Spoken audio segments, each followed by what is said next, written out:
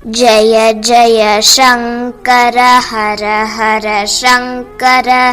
தெய்வத்தின் குரல் 6ஆம் பகுதி. வாழ்க்கையில் வழியும் திசையும். வழி என்பது திசை சம்பந்தப்பட்ட விஷயம். ஒரு வழி இருந்தால் அது ஏதாவது திசையில் போய் ஒரு இடத்திற்கு கொண்டுவிடும். இடம் ஸ்பேஸ் என்று ஏற்பட்டுவிட்டால் உடனே திசையும் வந்துவிடும். வடக்கு பக்கம் தெற்கு பக்கம் என்றுபடி திசை சம்பந்தப்படாமல் ஒரு இடமும் இருக்க முடியாது. ஒரு இடத்திலிருந்து இன்னொரு இடத்திற்கு போவதற்காகவே வழி என்பது இருக்கிறது. அதனால் அதுவும் திசையோடு சம்பந்தப்பட்டதாகவே இருக்கிறது. வாழ்க்கை நடத்துவதிலும் வழியை சொல்கிறது. நல்ல வழியில் வாழ்க்கை நடத்த வேண்டும், கெட்ட வழியில் கூடாது என்கிறோம்.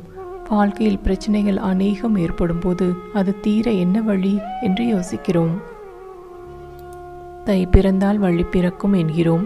இப்படி வாழ்க்கையையும் ஒரு பயணமாக உருவகப்படுத்தி கொண்டு அதில் வழி என்பதை பற்றி பேசுகிறோம். வாழ்க்கை நடத்துவது என்று சொல்லும் போதே நடை சம்பந்தம் வந்துவிடுகிறது. நடப்பது என்றால் அதை செய்ய ஒரு வழி இருக்கத்தானே வேண்டும். இங்கிலீஷிலும் வே ஆஃப் லைஃப் என்று வழியை வைத்தே சொல்கிறார்கள். ஸ்பேஸ் இடத்தில் ஒரு பாயிண்டிலிருந்து இன்னொன்றுக்கு போகிற மாதிரி, டைம் காலத்தில் ஒரு பாயிண்டிலிருந்து இன்னொன்று, அப்புறம் இன்னொன்று என்று போய்கொண்டே இருப்பதுதான் வாழ்க்கை. போய்கொண்டே என்று சொல்கிற போதும் மறுபடி வழி என்ற ரூபகம் உருவகம் வந்து விடுகிறது.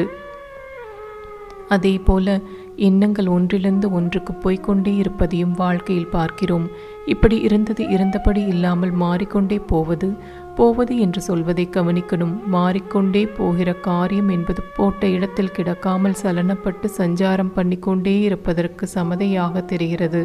சலனம், மூமெண்ட் என்ற எண்ணம் வாழ்க்கையின் அமைப்பிலும் தெரிவதால் அதை ஒரு பயணமாக சொல்லி அதில் வழி வழி என்று சொல்வதாக ஏற்பட்டிருக்கிறது.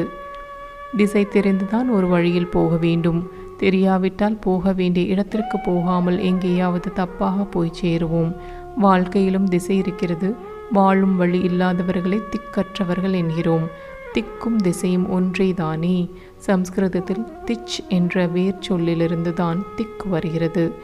திச் நீண்டு திசா, அதாவது திசை என்றாகிறது. திக் என்பதையே தமிழில் திக்கு என்கிறோம். ஜெய ஜெய சங்கர ஹர ஹர சங்கர.